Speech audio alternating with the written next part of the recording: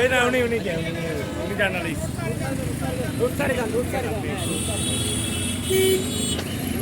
আপনি একটু সোজা হয়ে দাঁড়ান, সোজা হয়ে দাঁড়ান।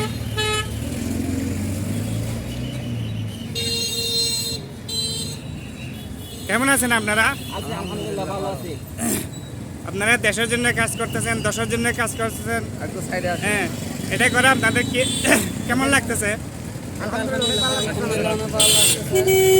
আমরা লোহাগাড়া সম্মিলিত পেয়েছি 18 আমাদের সবাই আমরা ছাত্র হিসেবে এই যে বাংলাদেশে আজকে লোহাগাড়ার ছাত্র এখানে আজকে একটা তাদের অগ্রণী ভূমিকা পালন করতেছিল। আমরা চেষ্টা করেছি যে তাদের এই মুহূর্তে রোদের মধ্যে তৃষ্ণার্ত অবস্থা তাদের পানির একটা ব্যবস্থা এবং কোল্ড ড্রিঙ্কসের ব্যবস্থা যদি আমরা করতে পারি তাহলে সেটা তাদের জন্য অনেক গুরুত্বপূর্ণ ভূমিকা পালন করবে।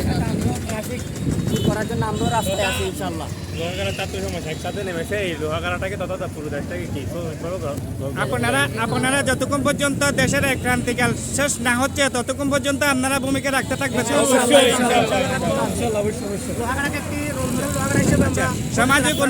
সামাজিক উন্নয়নের ক্ষেত্রে আপনারা ইতিমধ্যে কোনো একটা পদক্ষেপ নিতেছেন কিনা?